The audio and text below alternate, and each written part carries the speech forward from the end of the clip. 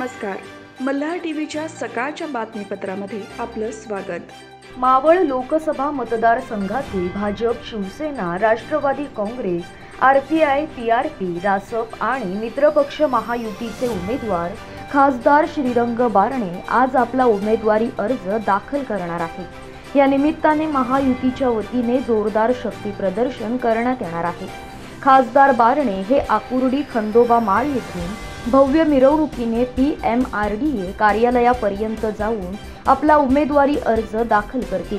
यासाठी महायुतीमधील सर्व घटक पक्षांच्या नेत्यांना निमंत्रित करण्यात आले आहे.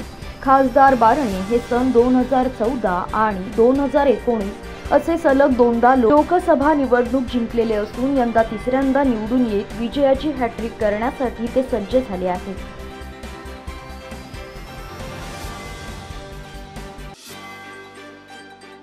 कळंबोली परिसरामधील 35,000 वीज ग्राहकांपैकी 8,000 वीज ग्राहकांना शनिवारी सकाळपासून ते सायंकाळी 5:45 वाजेपर्यंत विजेविना राहावे लागले.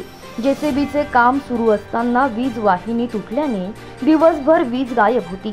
सकाळपासून सायंकाळपर्यंत वीज वाहिनीचे दुरुस्तीचे काम सुरू असल्याने निम्म्या कळंबोलीकरांना विजेविना राहावे लागले.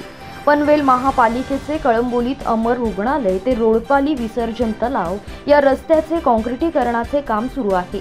हे सुरू असताना पावसाळी नाल्यातून महावितरण कंपनीने टाकलेल्या वीज वाहिनीला जेसीबीचा धक्का लागल्याने 2 ठिकाणी वीज वाहिनी तुटली.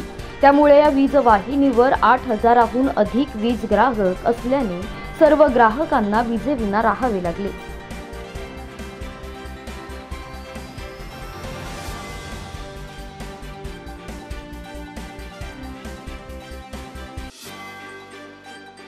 शनिवार रविवार सुट्टीचा योग साधून मोठ्या संख्येने पर्यटक मुरुड समुद्र किनारी आले होते.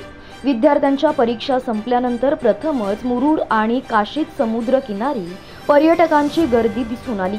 साधारणतः परीक्षा संपल्यावर काशीद मुरुड हाऊसफुल होत असते, परंतु यंदा परीक्षा संपून खूप दिवस लोटल्यानंतर देखील गर्दी पाहायला मिळाली. याचे प्रमुख कारण एप्रिल महिन्यातील 2 आठवडे हे उच्चांकी तापमानाचे होते.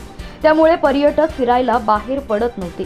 परंतु सध्या तापमान पुन्हा मूळ पदावर आल्याने पर्यटक समुद्रकिनारी परतले आहेत.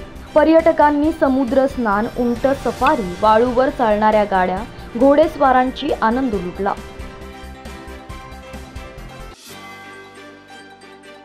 रोहा तालुक्यातील धाटाव औद्योगिक वसाहतीमधील सामायिक जलशुद्धीकरण केंद्रात आगीच्या घटना घडल्याने सर्वत्र खळबळ उडाली. जलशुद्धीकरण केंद्राच्या टाक्यांच्या मध्ये पाणी सोडणाऱ्या पाईपलाईनसह बाजूला साठवून ठेवलेले पाईप आगीच्या भक्ष्यस्थानी पडले. धाटाव अग्निशमन केंद्राचे अधिकारी हरेश्वर पाटील आणि त्यांचे जवान तातडीने घटनास्थळी दाखल होत आगीवर नियंत्रण मिळवले. आग लागल्याच्या ठिकाणी लागूनच एक्सल कंपनी होती. त्यामुळे वेळेवर आगीवर नियंत्रण मिळविल्यामुळे मोठा अनर्थ टळला.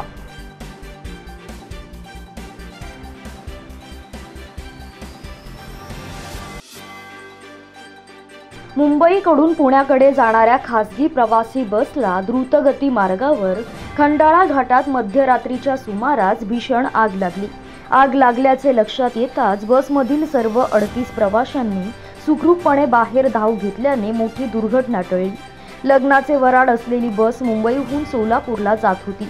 द्रुतगती मार्गावर खंडाळा घाटात या बसला अचानक आग लागल्यावर सर्व प्रवासी सुखरूपपणे बाहेर पडले. सुदैवाने कोणीही व्यक्ती जखमी झाले नाही. फायर ब्रिगेड देवदूत, IRB पेट्रोलिंग, बोरघाट वाहतूक पोलीस यंत्रणा, खोपोली ठाण्याची टीम, पोलीस अपघातग्रस्तांना मदत करणारी सामाजिक संस्था टीम, डेल्टा फोर्स यांनी तातडीने मदत कार्य केले. तर खोपोली नगर परिषद आणि परिसरातील खासगी कंपन्यांच्या अग्निशमन दलांनी आग विझवली. यानंतर आगीत नुकसान झालेली बस एका बाजूला घेऊन द्रुतगती मार्गावरील वाहतूक सुरळीत करण्यात आली. स्थानिक गुन्हे अन्वेषण विभागाचे सतर्क पोलीस अधिकाऱ्यांनी संशयास्पद कंटेनरमधून माल काढताना 2 इसमांना अटक केली आहे. खालापूर पोलीस ठाणे हद्दीत पेट्रोलिंग करत असताना स्थानिक गुन्हे अन्वेषण शाखेकडील सहाय्यक पोलीस निरीक्षक संदीप पोमन आणि त्यांच्या पथकाला मुंबई पुणे हायवेवरील रिंकी पॅलेस हॉटेलच्या बाजूला संशयास्पदरित्या एका कंटेनरमधून 2 इसम काहीतरी माल काढत असल्याचे रस्त्यावरून जाताना दिसले। जवळ जाऊन त्यांनी खात्री केली असताना दोन्ही इसम कंटेनर बंद करून पळून जात असल्याचे त्यांच्या निदर्शनाला आल्यावर त्यांचा पाठलाग करून त्यांना पकडून सर्व घटनेची खात्री करून त्यांना अटक केली।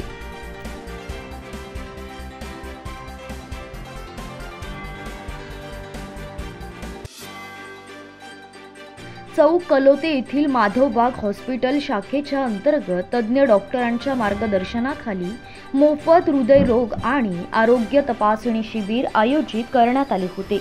या हृदय निदान तपासणी शिबिरामध्ये ECG, SpO2, BMI, blood pressure, रक्त, हिमोग्लोबिन तपासणी अशा अनेक वैद्यकीय चाचण्या निशुल्क करण्यात आल्या आहेत।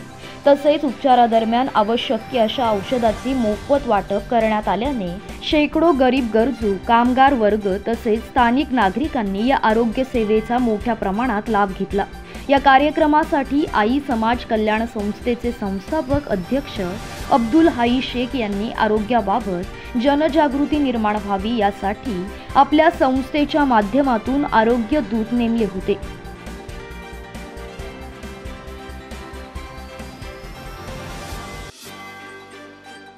भाजप, शिवसेना, राष्ट्रवादी आणि मित्र पक्षांच्या महायुतीचे रायगडमधील खासदारकीचे उमेदवार सुनील तटकरे यांच्या प्रचारार्थ आमदार रविशेठ पाटील यांच्या नेतृत्वाखाली पेणमध्ये प्रचार रॅली काढण्यात आली। या प्रचार रॅलीचा शुभारंभ कोल्हटकर वाडा येथील गणपती मंदिरात नारळ वाढवून करण्यात आला।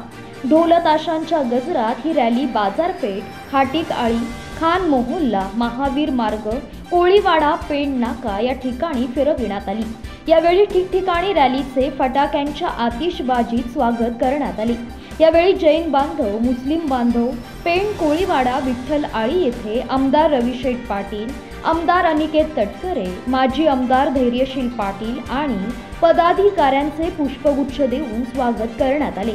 या रॅलीच्या माध्यमातून प्रचार पत्रकांचे नागरिकांना वाटप करून सुनील तटकरे यांना विजयी करण्याचे आवाहन महायुतीच्या कार्यकर्त्यांनी केले।